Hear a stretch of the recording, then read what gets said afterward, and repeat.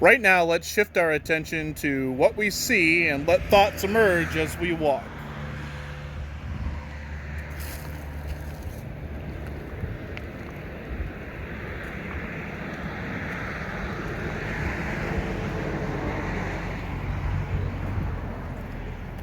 And this hill is steep.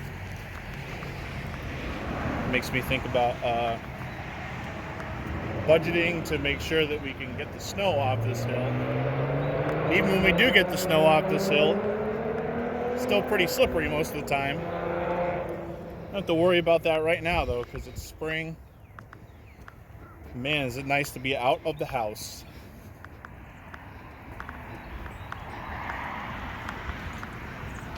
See the old shed coming up.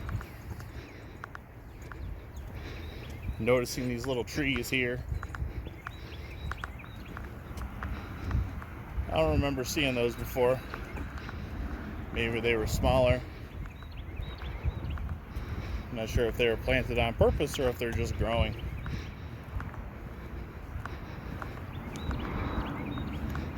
You can see flowers emerging right in front of the shed. Dandelions on the ground.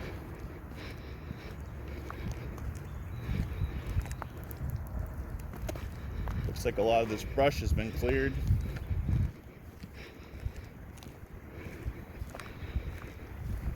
And there's little orange flags out, which makes me think of Miss Utility. You need to call them before you dig.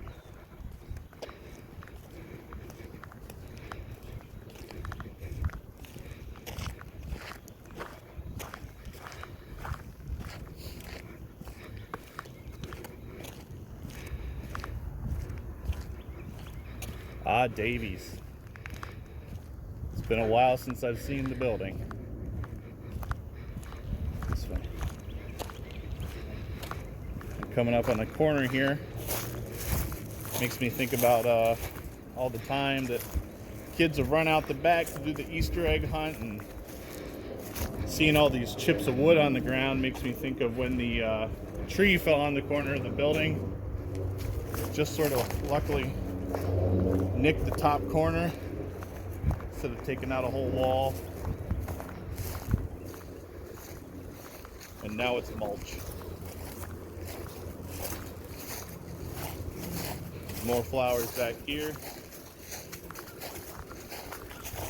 Seeing that makes me think of when we had the kids come out and plant flowers. And it's wonderful they continue to grow year after year. Seeing the firewood makes me think of the fireplace. All the good times we've had inside the sanctuary. The fellowship hall.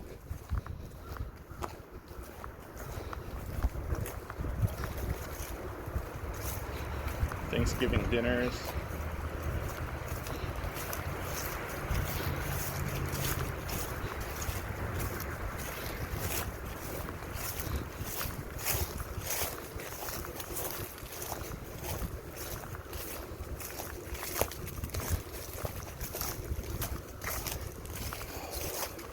Everything's turning green.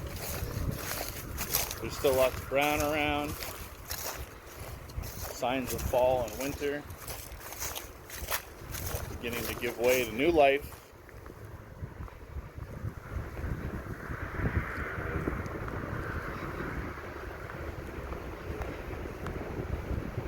As we come down to the street, the busy sound of cars whizzing by.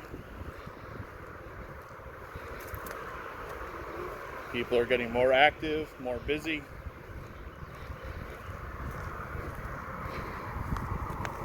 Season is changing. Times are changing. Not every day will be beautiful, but that's okay.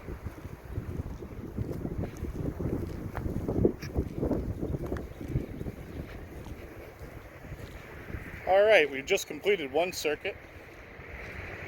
We're going to look back at these signs here for a second.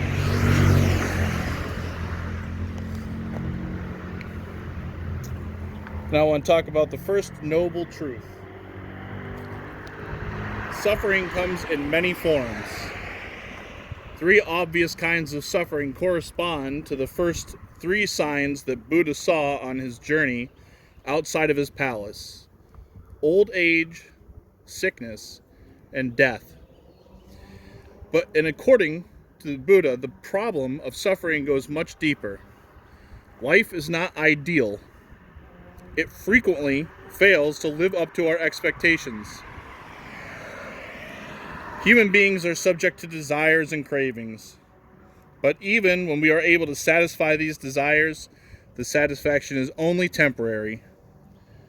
Pleasure does not last, or if it does, it becomes monotonous. Even when we are not suffering from outward causes like illness or bereavement, we are unfulfilled, unsatisfied. This is the truth of suffering. Meditate for 1 minute about one thing that really makes you suffer.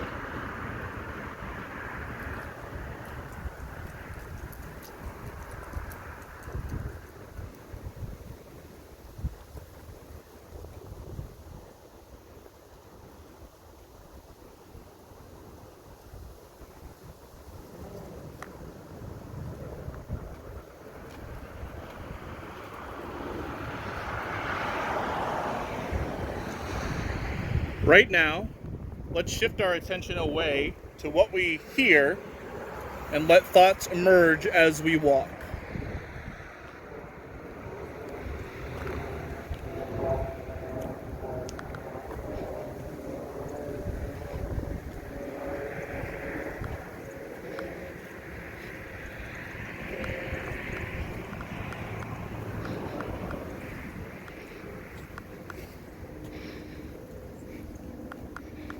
I hear wind in the trees.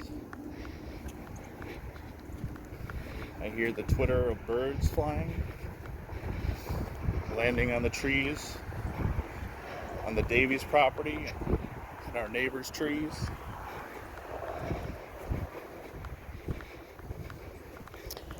Can you talk to me about the first truth again, the suffering part? Yeah.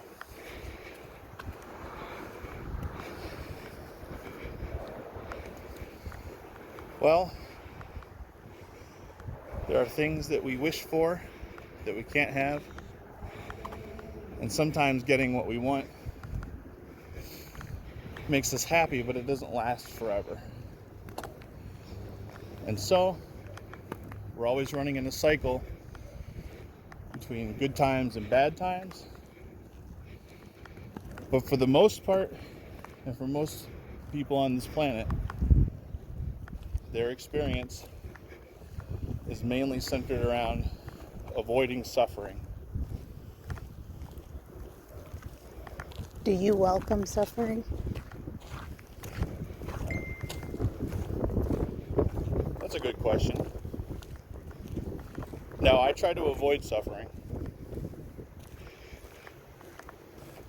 Sometimes I worry about long-term health concerns. I don't have pain now, but I know I have to make certain decisions in order to make sure that I don't have pain later. And I often wonder how I would cope with chronic pain or terminal illness. And I think about it and I let it go, because worrying won't help me.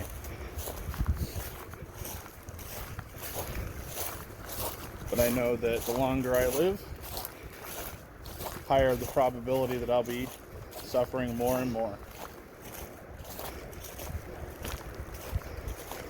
How do you put into perspective global suffering when you think about and process the first noble truth?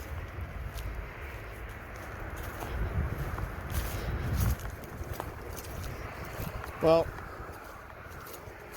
in one of the teachings I've read, the Dalai Lama says, all beings want to be happy, and all beings have a right to happiness. So what I do is I think about how the decisions I make in order to make myself happy impact others. And when I find strong evidence that my choices engender suffering in others, I try to find a way to balance it out, to do something good to offset the negative consequences of me limiting my own suffering.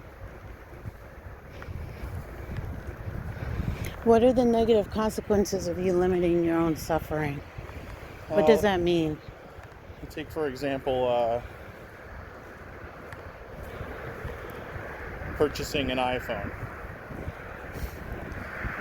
The Apple products are high quality. There's lots of stuff that you can do with them. But I know that the working conditions in the factories where they're made are not comfortable for the people who make them. That the labor, while rewarding economically, is sometimes coerced. That's true. And so when I do something like sending funds to Brother Kevin Rajira in Nairobi to help with his ministry, to house and educate orphans, then I feel like even though some of the choices I made cause suffering, I can do some good in the world to offset it. So it's not as simple as just not buying an iPhone? Well, you could just not buy an iPhone, and that would be of some help. But then, you might suffer because you're not in communication with others. The measure of suffering for those who are creating the product versus the measure of suffering for those who have purchased the product or are thinking about not purchasing it, it's different. Like, I guess to a degree, suffering is relative. I guess, like hunger, illness, violence. That's true. Is an extreme suffering. And the level of responsibility that you take for it, that varies in part by how much you care about it, how conscious you are of it.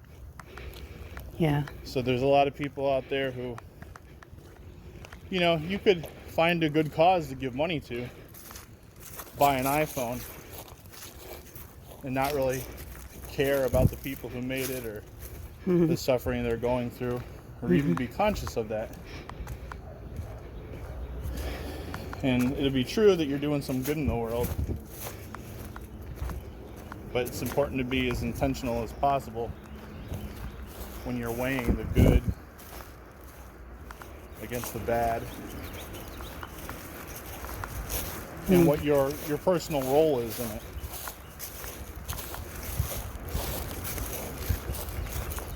You can hear lots of birds back here. I hear a plane. You can hear the crunching of grass under our feet and leaves and twigs.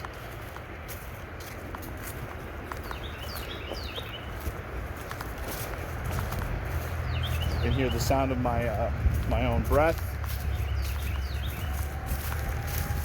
And just being in motion, hearing all these sounds. Just focusing in on my own thoughts, making me feel very fully present.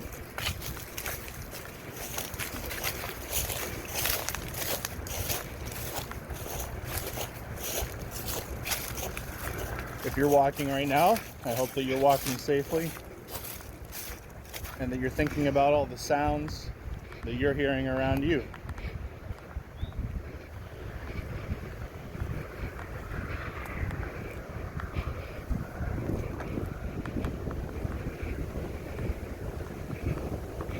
And if you're enjoying this from home, I hope that you're able to hear the sounds that I'm describing to you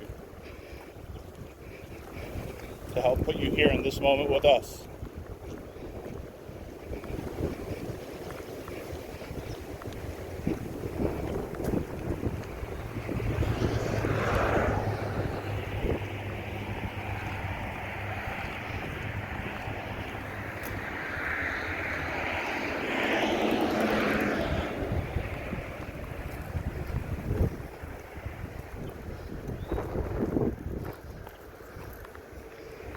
Up the hill we go again.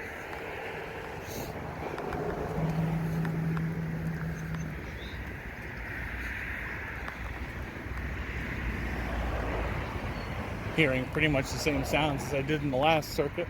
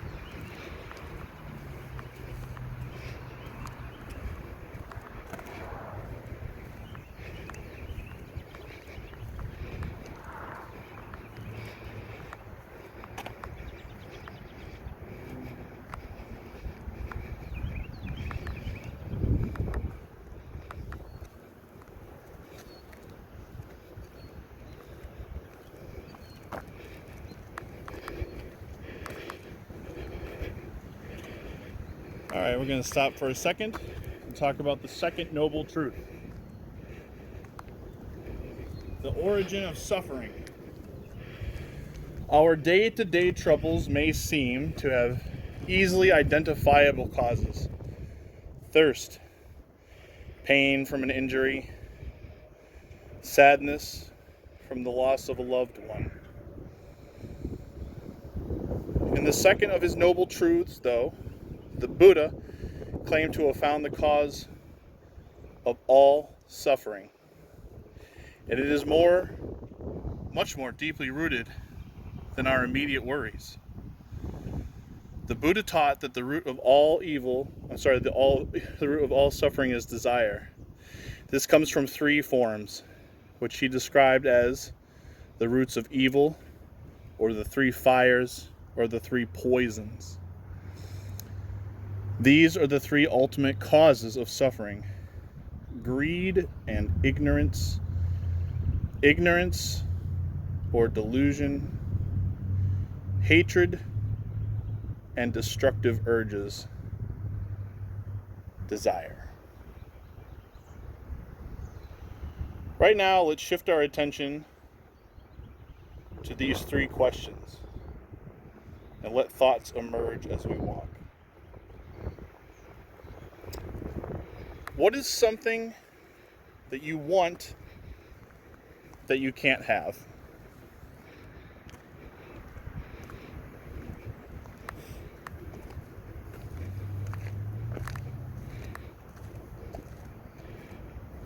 What is something that you want that you can't have?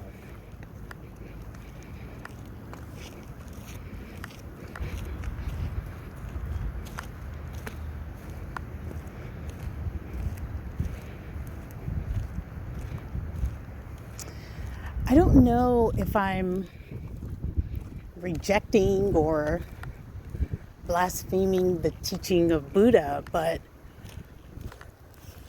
when you ask that question,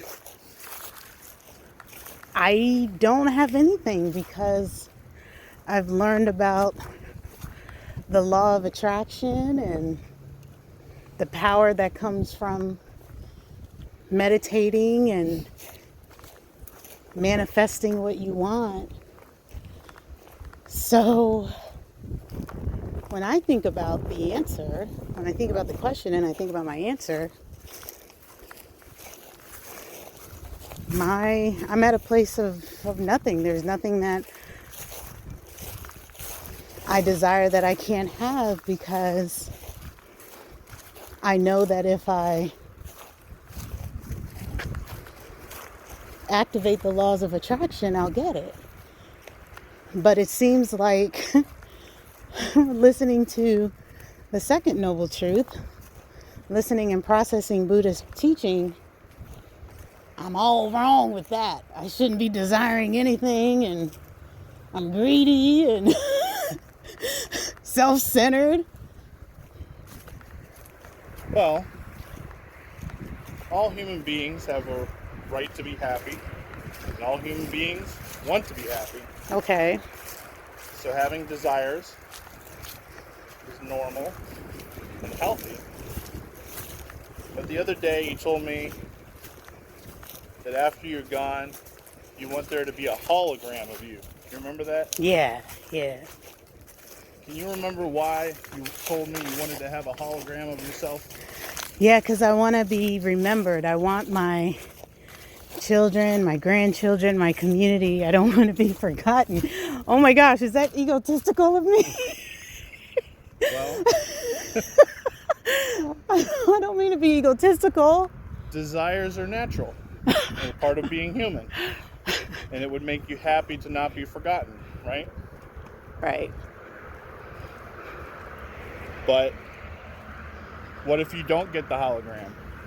I'll be okay. I just, honestly, like, all jokes aside, I have been told from my family that I look like my mom's mom, my grandmother, and I was never able to meet her. And so I wish I'd gotten to know her, or at least seen, pictures of her that could help me make up a story in my mind. And I really just want to avoid that for my children's children, on and on and on. Well, it sounds like you suffered because you haven't had an opportunity to meet your own grandmother. Is it both of them? One of them. Okay. You haven't had a chance to meet your maternal grandmother? Mm-hmm. And you want to leave behind a hologram, in part because you look like that grandmother, and also so that your grandchildren don't suffer the same way that you're suffering. Right? Yeah. But I don't know if I would call it suffering, though. Am I suffering? Well, in the absence of knowing who she is? Or who she was? It depends. If you have an expectation of total happiness, then this would be something that would prohibit it, right? Okay.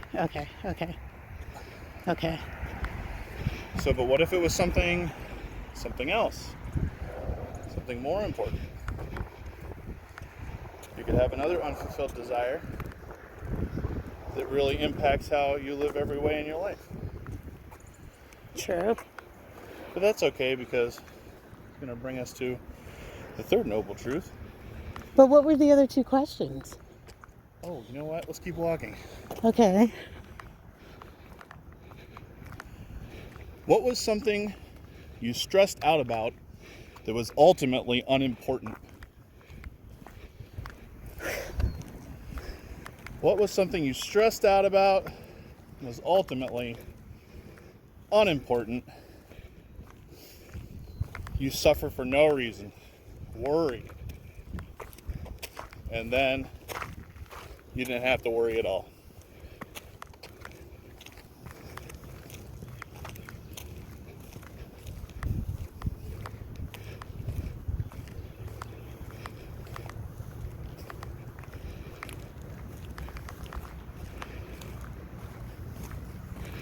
You answer that question. I'm thinking about it.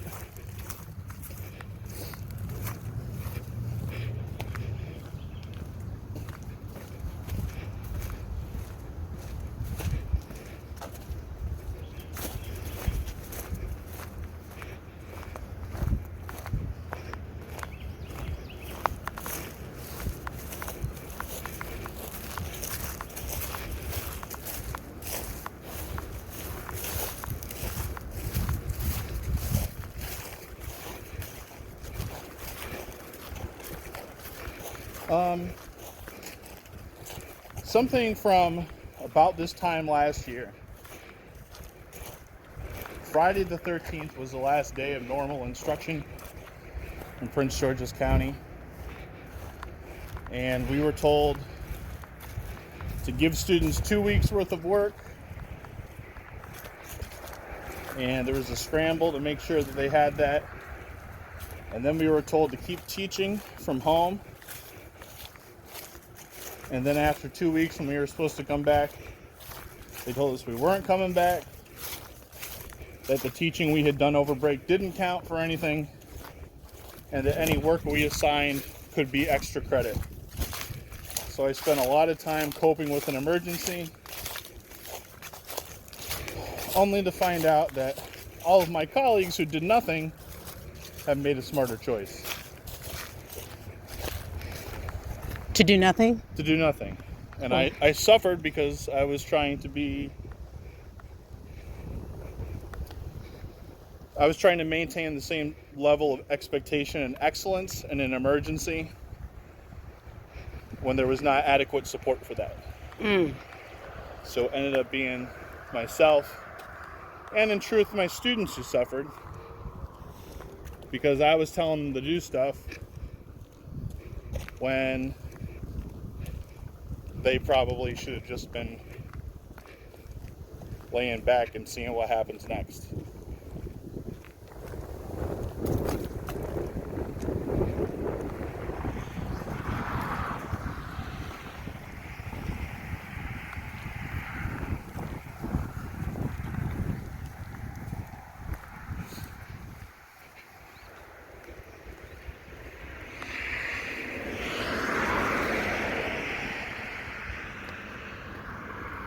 Here's another question. What was something that you worried about that turned out to be false?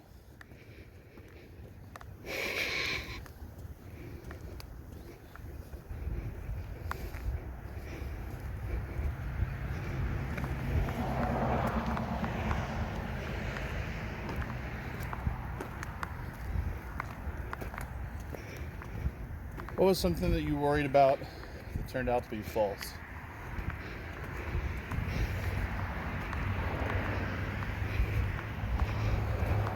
When Levi made the decision at 14 to move to Texas to be with his Texas family and Emmanuel, I thought it was because I was doing a bad job as a mom and he didn't want to be around me anymore.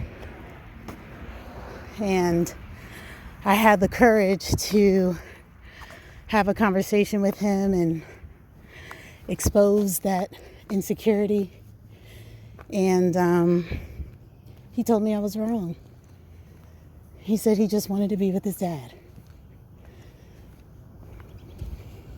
Well, it's a good thing that you asked.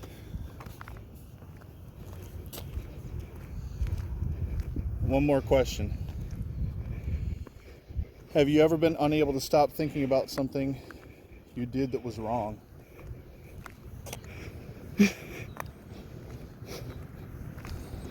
You answer that. Yeah. There's a couple times where I bullied people or I used inappropriate language and really hurt them. And sometimes I reflect on that and I have to forgive myself over and over again because it doesn't work the first, second, and third time. Hey, but that brings us to our next noble truth. The third noble truth. The Buddha taught that the way to extinguish desire, which causes suffering, is to liberate oneself from attachment. This is the third noble truth. It's the possibility of liberation. The Buddha was a living example that this is possible in a human lifetime. Well, let's think about our answers to the second noble truth. What really makes us suffer? Have there been times where we couldn't move past what we wanted or what we were trying to avoid? What are some actions you could take to release yourself from want, worry, and regret? Meditate for 2 minutes, then share at least one thing that you thought of based on those questions in the chat.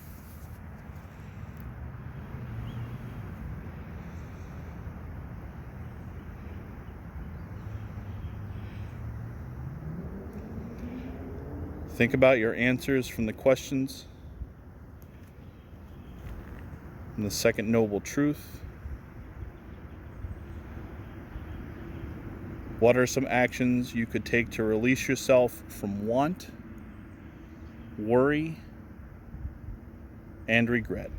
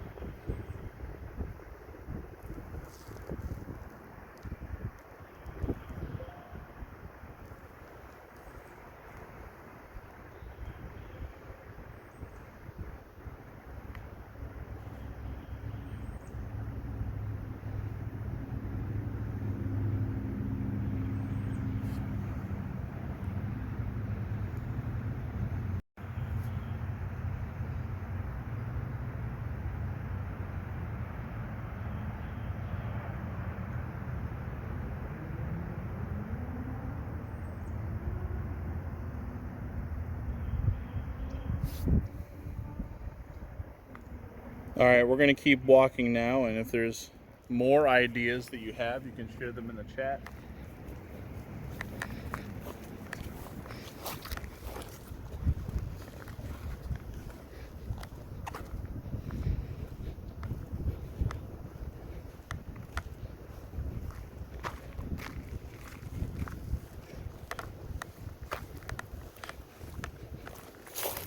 What are some actions you could take to relieve yourself from want?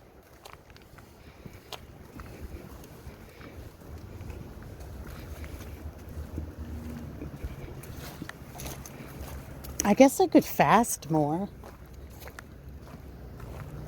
Tell me how that would work. Well, if I fast, then I'm releasing my desire to fulfill my craving to eat and or drink, depending on what kind of fast I choose to do. And then I can focus, I'm intentionally focusing on doing other things that are good, like being a kinder, gentler person, or not being quick to react to situations, being more mindful about my own body.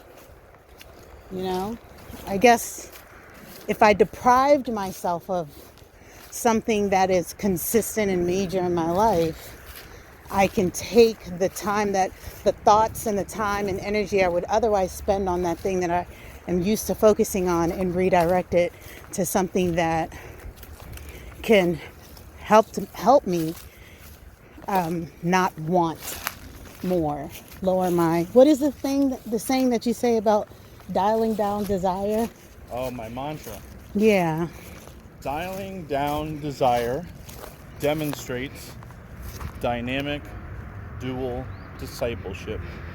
Dialing down desire demonstrates dynamic dual discipleship. Yeah, so that ties in to my my personal philosophy that if you want to be a good Christian, being a great Buddhist is a wonderful way to accomplish that. The Christianity lens, you're asking outward for forgiveness for sins, right? And that sinning comes from your desires, right? You want to do things that are prohibited in that ethos. You do them because you're born a flawed human being. And now you need forgiveness from a Savior. But what would it mean to be a Christian that controls their impulses to the degree they don't sin nearly as much as they would if they weren't trying to do all that?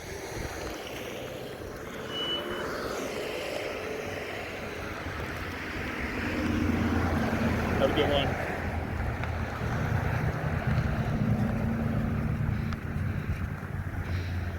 And so dialing down desire would stop you from sinning, which means there's less to compromise in deciding if you should be saved.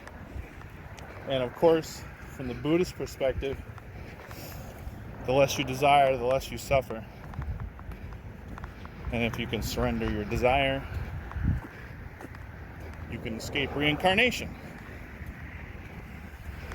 Escape reincarnation? Yeah. Ultimately, if you surrender yourself from all desire, after you pass, you go into a great beyond. Become cosmic energy. It's a little bit different than a buffet in a dance hall in the sky. But it sounds rewarding.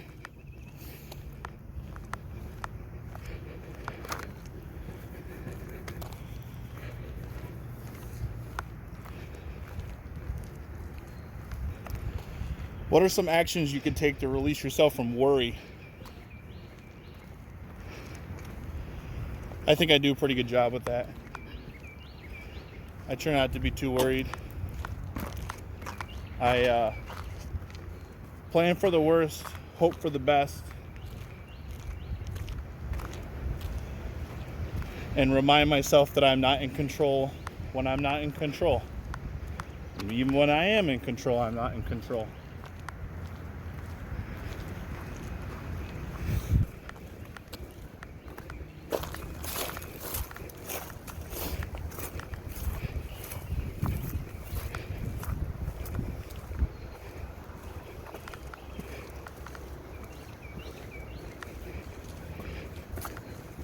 What are some actions you could take to release yourself from regret?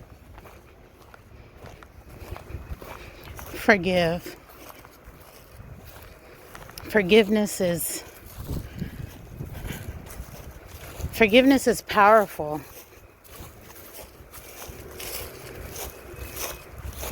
I learned how to forgive maybe just recently. I mean, I think forgiveness and becoming really good at forgiving comes in waves. Like, you know, it's not a singular action that you apply it and it's good. You have to, at least for me, I think I have to constantly practice forgiveness, because sometimes in my moments of self-loathing, I want to be mad at people, or I want to be mad at myself, or I want to be mad at circumstances. And what I recently learned is you have to lean into the power of forgiveness. And you just have to forgive, you know? You have to forgive. Because forgiveness is not just for you. Well, forgiveness is not just for the other person, it's for you too. Yeah. Because if you can't forgive somebody, then you are angry and you suffer from being angry. Yeah. Yeah. So when you forgive something, you forgive something or someone, you're giving up your acceptance of anger. And for some people, the lack of forgiveness can manifest into like physical illness. It's true. Or mental illness. Also true. So there's power in forgiveness. Absolutely. Now, does forgiveness and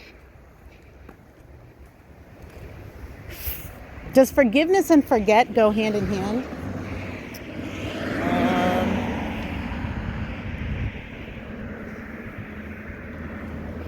I think it depends on the context.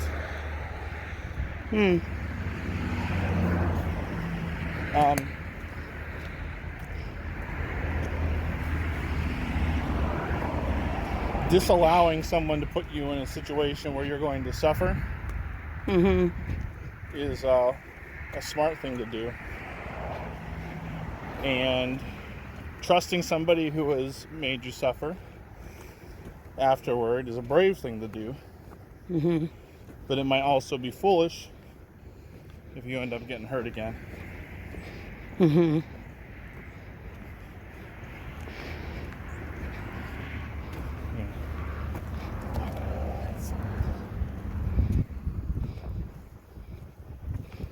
So I think it just sort of depends. Yeah.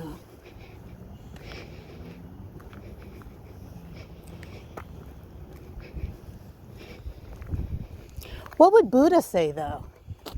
You know what? I'm going to tell you the fourth noble truth when we get over here to this Davies sign.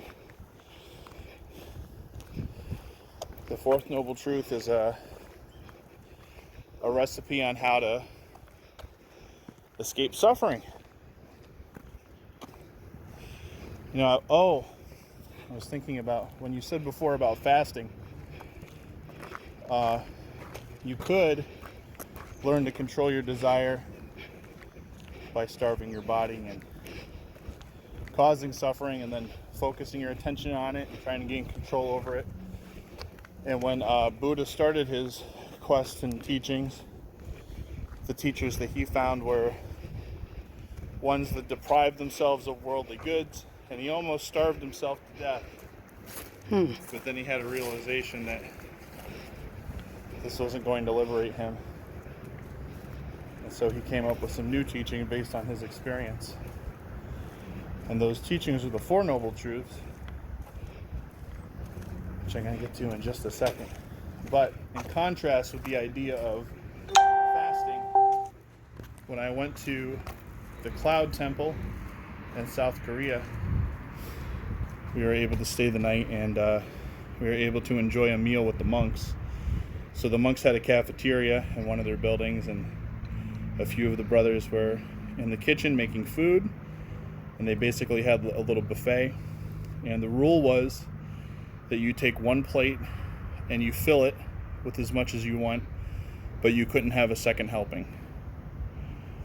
And also you had to clean your own plate up. And so the practice in that is being wise enough to know how much food would quench your desire, and to take responsibility for the mess you make after, so you don't cause somebody else suffering.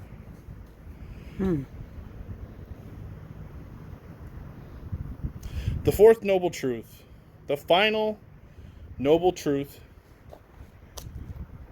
is the Buddha's prescription for the end of suffering. This is a set of principles called the Eightfold Path. The Eightfold Path is called the middle way. It avoids both indulgence and severe asceticism or deprivation, neither of which the Buddha had found helpful in his search for enlightenment. The 8 stages are not to be taken in order, but rather support and reinforce each other. So I'm going to talk about the Eightfold Path and ask you some questions as we go. So the Eightfold Path, 8 ways of living. The first one's right intention, a commitment to cultivate right attitudes, to have a healthy understanding of the world. Right speech, speaking truthfully, avoiding slander, gossip, and abusive speech. It's easy to forget about that one. Right action, behaving peacefully and harmoniously, refraining from stealing, killing, and overindulgence in sensual pleasure. Right livelihood, avoid making a living in ways that cause harm, such as exploiting people or killing animals or trading in intoxicants or weapons. Right effort, cultivating positive states of mind, freeing oneself from evil and unwholesome states, and preventing them from arising in the future. Right mindfulness, developing awareness of the body, sensations, feelings, and states of mind. Right concentration, developing the mental focus necessary for this awareness.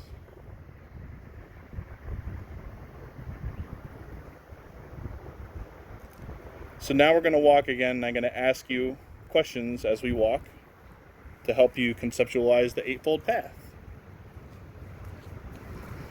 First question. What Buddhist teachings do you most question? This has to go with right intention. Which Buddhist teachings do you most question? Desire. Desire. Taking away my desire. I want butter pecan ice cream. I want to make more money. I want to be loved and freely love. I want to see my loved ones, my community happy, healthy, and festive. I want to be able to hug people that I care about. I want to not be in pain. That all makes sense to me. All part of human nature. Every being wants to be happy, and every being has a right to be happy. But you're not addicted to butter pecan ice cream, right? Right. So that means you have a middle path with that. Okay. You don't only eat butter pecan ice cream, but you want to have it. True. And sometimes when you have it, you ease your suffering. But you could also live without it. And if tomorrow there was a law passed that you couldn't have butter pecan ice cream, you'd be angry. But you'd probably be able to manage that desire. I do have an attachment to love, though. If love was taken from me, that would be like... Let's say you were accused of a crime and put in solitary confinement. Yeah. And you couldn't touch anybody and you couldn't see the people you loved. Right. There's no way out of it. What would you do?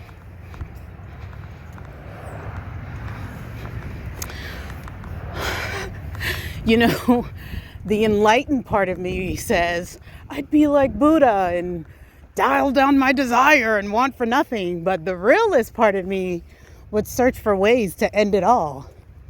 Because what's the point of living if I can't love? Right.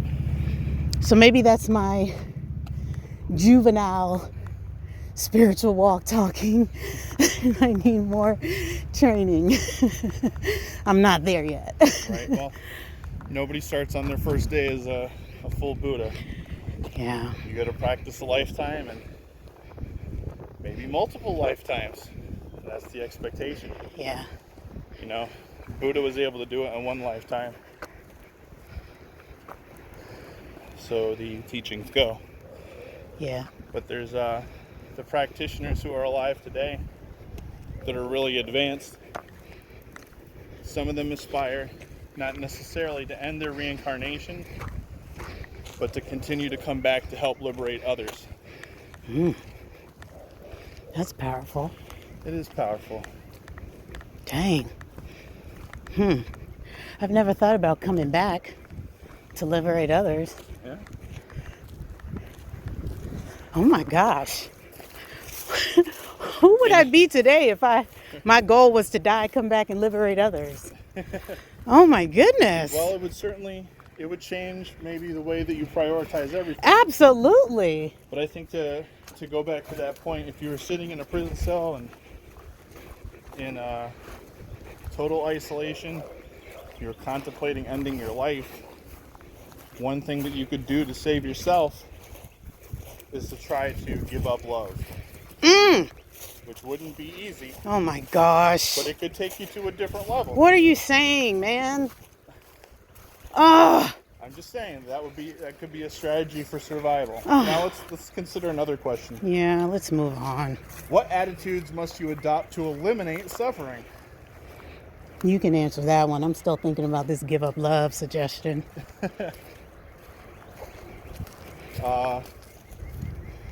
Well, that makes me think about how I found Buddhism in the first place, which was when I was in middle school.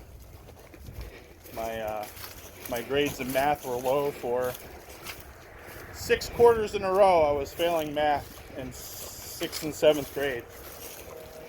And my mother and stepfather decided that I shouldn't be allowed to play video games. And so they took my video game system away and they put it in the closet. And I would say for the first 3 months I asked after it, oh, could I please play? No. They weren't having it. And that's right around the time where I started reading about Buddhism. So I tried meditation.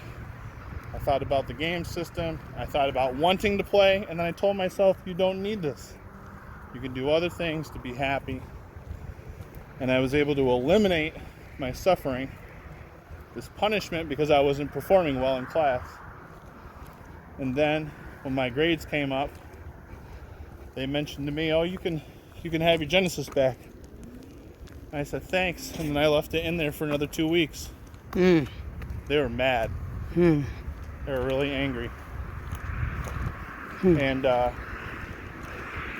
when I saw how powerful that was in my own life and the impact that it had on my parents, which was basically helping me grow myself up and take some power out of their hands, that's when I got more serious about it.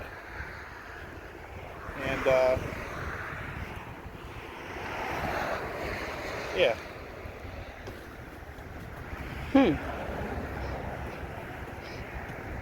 When something's bothering me, I think about it and let it go. And I really love to take walks to help me concentrate on ideas and then letting the stress around them dissolve.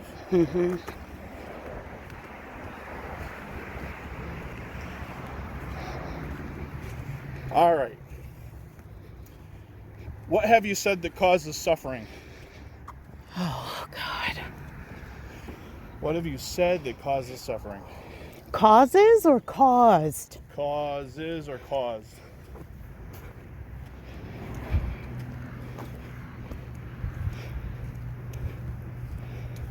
No.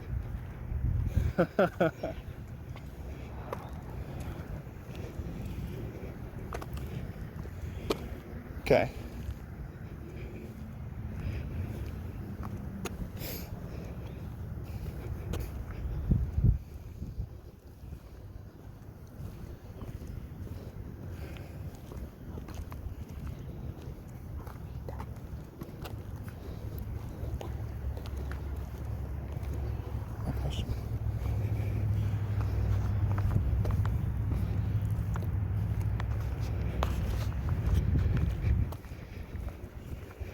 What are some actions you have taken that cause suffering? I definitely mentioned before about my phone. I buy a lot of stuff from Amazon. Whenever I spend more than $100, I go on Amazon Smile and I make sure that Davies gets a donation.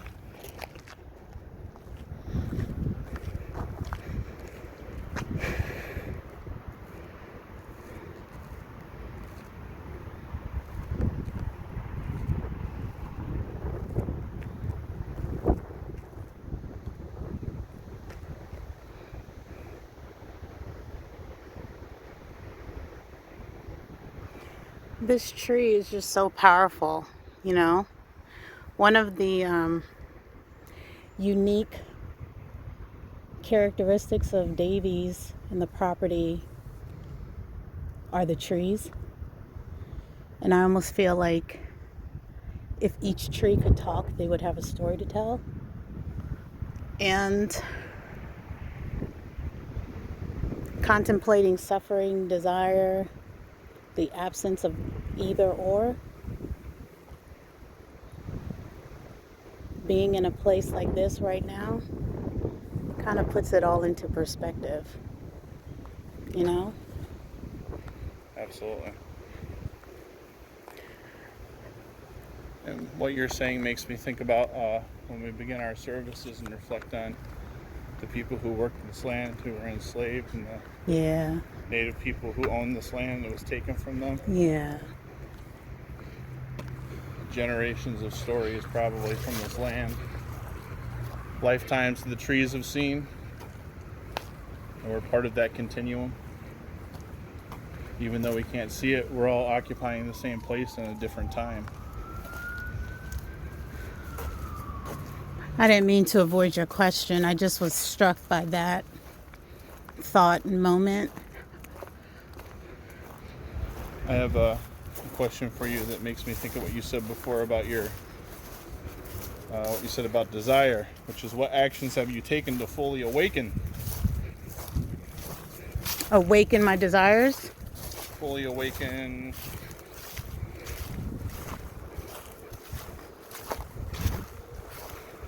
In the sense of developing your mental focus. You know, striving to be an authentic social justicer awakens parts of me that were either sleeping or gives birth to ideas and desires. So waking up every day, and the first words that part my mouth are alhamdulillah, gratitude, thank you Allah, and assalamu alaikum, peace be upon you. Beginning my day with those short words or thoughts, it really keeps me on a path of, I know this is poor English, but doing good. Doing good. Yeah. No, that's correct. Because instead of doing well, you're doing good. Yeah. You're doing well at doing good. I'm doing well. It's a good thing. Yeah.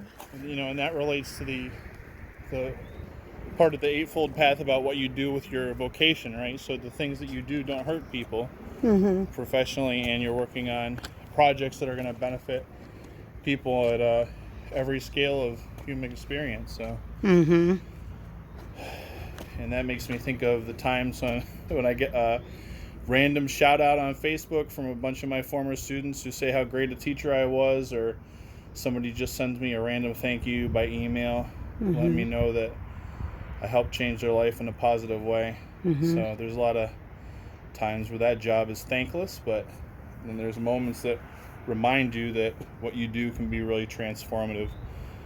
So, and also as a teacher, you have a special obligation not to do things that are going to hurt people in their development. So sometimes that's not always easy to avoid. Well, I think this just about wraps up our walking meditation for today. We're going to return you just a second to the Zoom where I will give final greetings and a chalice extinguishing. So thank you for joining us tonight. Thank Goodbye. you. Bye.